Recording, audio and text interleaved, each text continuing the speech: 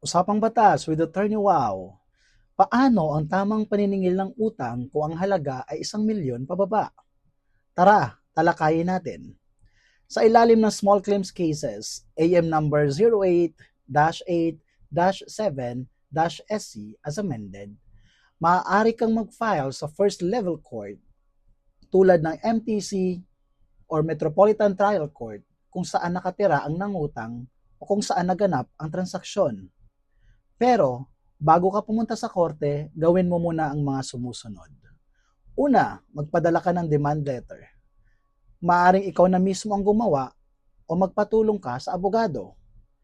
Layunin kasi ng demand letter na bigyan ng chance or opportunity, pagkakataon, ang nangutang na magbayad ng hindi umabot pa sa korte. Pangalawa, dumaan ka sa katarungang pambarangay. Yon ay kung pareho kayong nakatira sa iisang bayan o lungsod. Dito, mag-file ka ng blatter o reklamo sa barangay.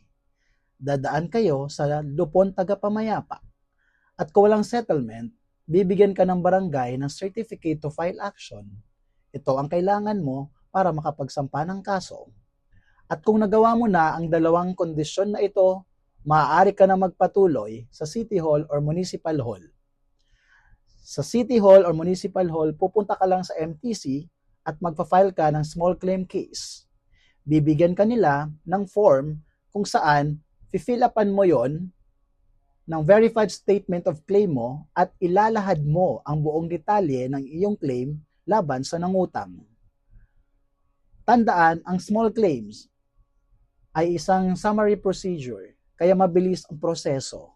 Hindi kailangan ng abogado sa hearing at ang desisyon ng hukuman ay final and executory. Doon sa finilapan mong form, i-attach or isasama mo ang mga sumusunod na ebidensya.